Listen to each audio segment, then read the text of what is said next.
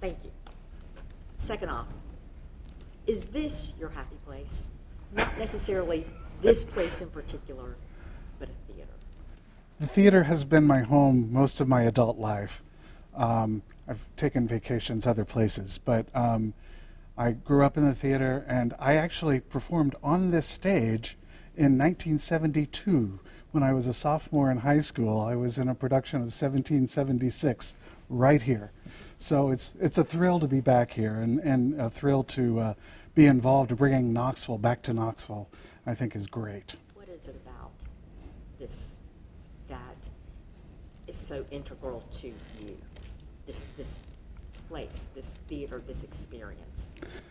It's one of the personal ambitions of my life, really, to help people see as much theater as possible, and on a high level. And so that's why when I had the opportunity, I wanted to inspire nonprofit theaters all over the country to do the best work they could do. And because that's what matters when people are working on theater, that it's the best that they can possibly produce and not be limited by funding. And that segues into Knoxville. It is how important, of course, this isn't the first run of Knoxville. The first run was in Florida. How important was it for you to bring it here to Knoxville? Oh, I'm thrilled that it's happening. I'm absolutely thrilled. What could be more appropriate to have this play happen right here, just blocks from where the events of the play actually happen.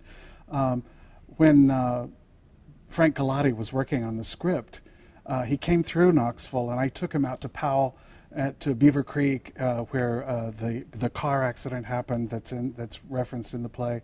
And we looked at some of the architecture. There's still architecture that exists from the period of the play.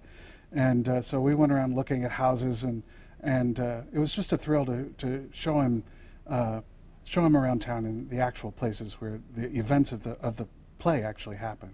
Let's talk specifically about the play, not to give away the story, but Ken, give us a little synopsis of what people will experience when they come to us. It is a play about family. It is a play about faith. It is a play about grief, about growing up.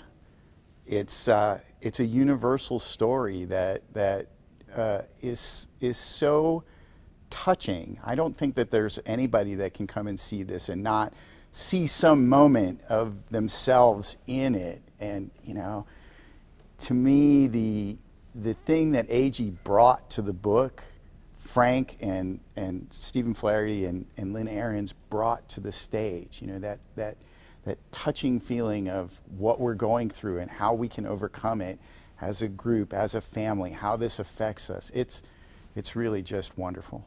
What does it mean to you, to Clarence Brown, to be able to stage it? That's a great question. For me, this all started, if I can just tell a quick story, I had started here as the artistic director. I had my first board meeting. The very, I said, would anybody like to ask any questions? And the very first person stood up and said, why aren't we doing Knoxville? And I had never heard of the play. And I came back to my office, I looked it up, because theater is a very small community, I found a friend of mine who knew Frank. I got in touch with Frank, we had a quick phone conversation, everything was sort of looking like we could be the next production of it. Unfortunately, Frank fell ill and ultimately passed away, which was heartbreaking for the theater community at large. Dr. Frank Galati was a professor of mine at Northwestern, and so I've known him forever. And so when I was talking to theaters about projects, I happened to have a conversation with Frank, and he says, well, I'm making a musical version of A Death in the Family by James Agee. And I said, are you sure you're doing that? Is that a really good idea? And he had been working on it for a long time, and he was ready to produce it. And he was living in Sarasota at the time and had a relationship with the Oslo Theater there. And Frank Galati was a Tony Award-winning writer, and he did Grapes of Wrath was his first big deal on Broadway, an adaptation of John Steinbeck's novel. So adapting novels is I studied performance of fiction with him at Northwestern. So it's been his thing all his life. And for him, so he brought a great deal of experience and skill and understanding to this project that very few people could have possibly done. It was meant to be. It all came together. It did. It did, yeah. And to the point that it will. And it's exactly what I envision, is to have someone who has a project that they dream of doing, and to bring it to fruition is really inspirational across the board for everybody involved. The whole point of your foundation. Exactly. To That's our mission. Allow this to continue to happen throughout the country. When did you realize? Well, actually, let's back up even further. Will you relive that pivotal day in 2014? Is that something you're comfortable to relive? And tell us about that experience, and then how it came into creating this foundation that is so impactful. Well, that's an easy question because I had great help. I had great advice. I had great friends, people who knew the theater nationally, and people, and a lawyer, my attorney, Marshall Peterson, was one of the leading estate attorneys in the Southeast. He helped me put it together lickety-split. So that was very exciting. That day, I was taking care of my mom at the time, and she had a medical appointment that morning. And I thought, I'll just look at these numbers before I go get Mom. And I checked the number, and it's like, oh, I won $500. That's great. And I was like thrilled. I was like, oh my goodness, this is terrific. And then I said, wait a minute. And I looked again, and there was another number, and then another number, and I realized, and then I literally fell to my knees. I was like taken, it's the tsunami of what had happened really washed over me.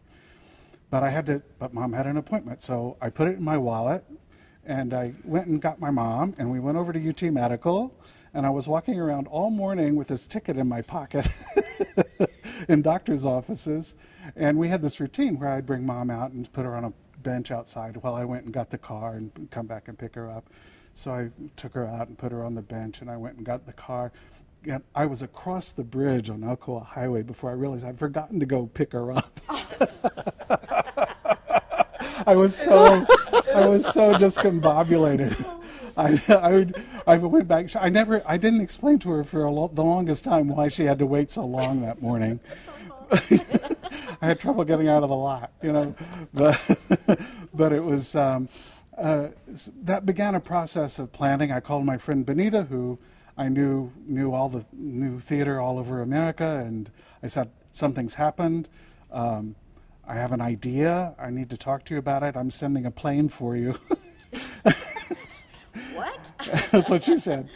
And she just said, okay. And I called, my first phone call was to Marshall, this attorney, and I said, hi, it's Roy. I really need to talk to you. And he assumed I was in jail because relatives calling and saying I'm in trouble, I need to talk to you, was not always a good sign. So anyway, that was just a whole series of events and I delayed while we planned what was going to happen. I delayed collecting for several weeks and kept it a total secret from everybody except those two people while we put our plans together. But this had to be like in your heart and in your mind well before winning the lottery, because for you to act so quickly on that. Well, it happened because when I was in religious life, I was a monk for a while, and I was on a religious retreat in Oxford, England. I had a 2-week silent retreat run by Mother Rosemary with the Sisters of the Love of God.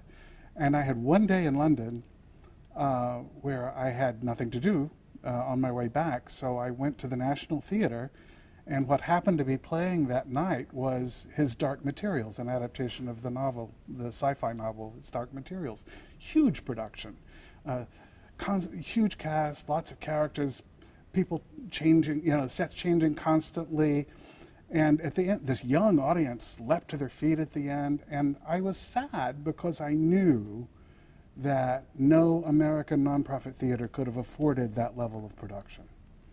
And I just made a mental note, and I was living under a vow of poverty at the time, but I just made a mental note that if ever I had 2 nickels to rub together, I would try to help American theaters dream big and work at that level as much as I could. And that was the seed. That was, and then lo and behold, 10 years later, I had a couple of nickels to rub together. So. And the impact that you've had on theaters across the country is significant. When you sit in the audience, and one of the plays that you and your foundation have helped fund, how do you feel? Well, what thrills me most is that all these actors have work. I was just in New York. I spent years in New York looking for work as an actor, and to be in a room where I was just in New York at the Atlantic Theater. They did a play that had 18 actors working.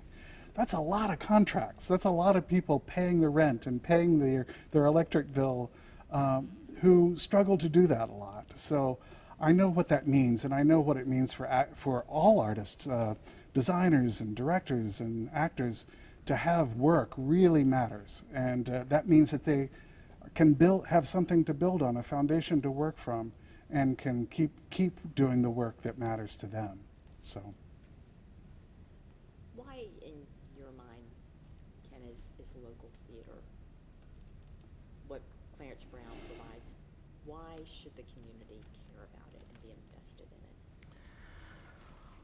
it? That's an easy answer. Everything we do, everything we learn is by stories, and there is no connection, no story that can be told the way theater can tell a story. It is magical. It is connecting audience to actor, audience to character.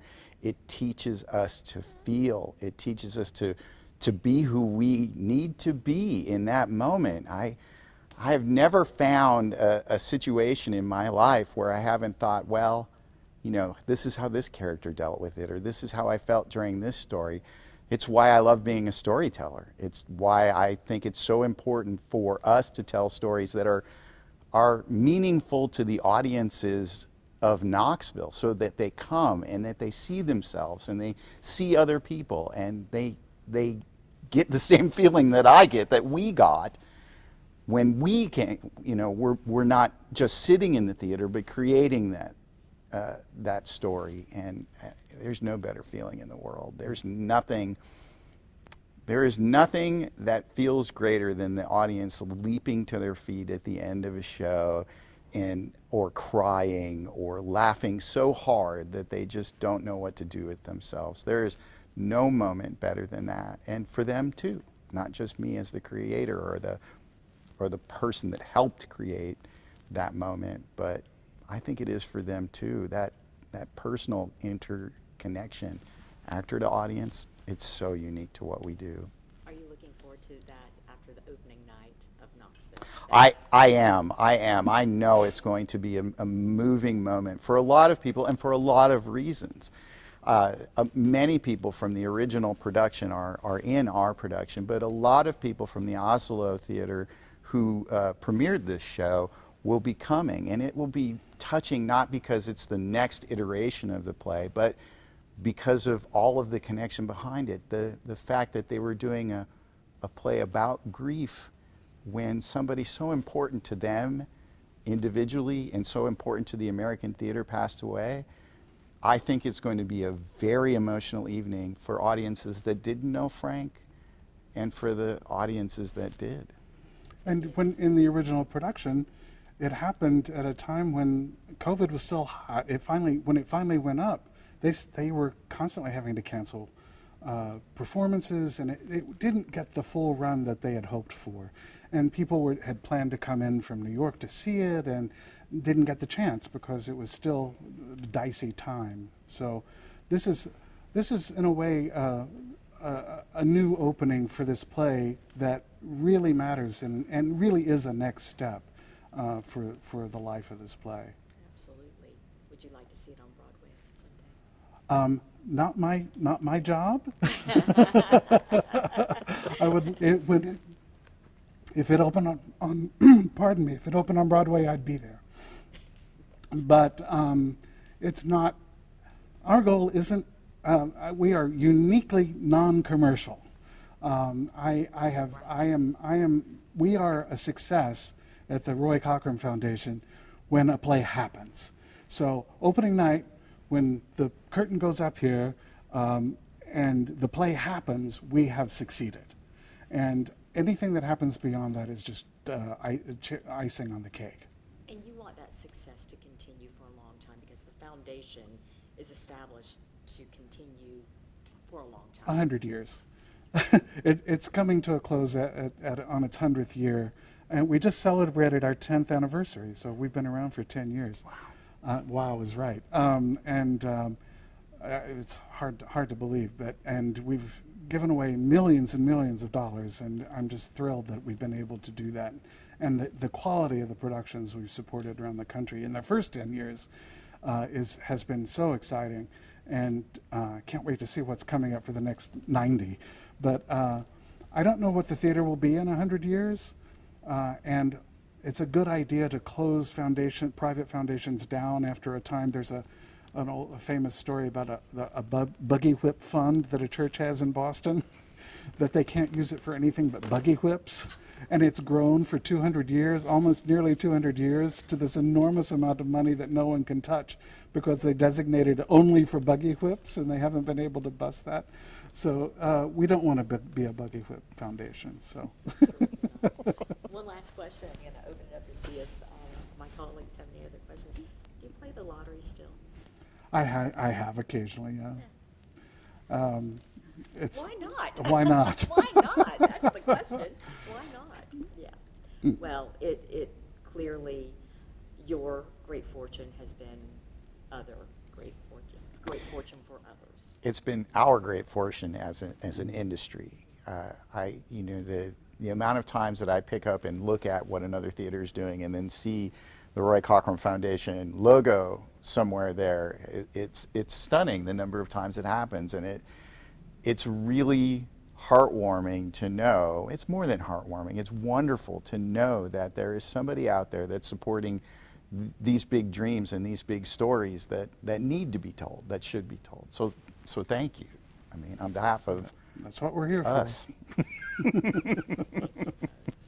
Leanne, John. I just had one quick question, Mr. Cockrum, and if you want to answer, fine. If you don't, that's okay too. I just wondered if there's anything you want to kind of hint at that the foundation has contributed to that's in the works right now that maybe we can look forward to somewhere in the United States. Wow. Thank you. No, I leave publicity of future works to the theaters themselves. We let Clarence Brown announce Knoxville. We didn't blab about it too much, and I think it's stay tuned. There's gonna I do throw things up on the web occasionally when things are in. By the time things are in rehearsal, we know for a fact it's going to happen.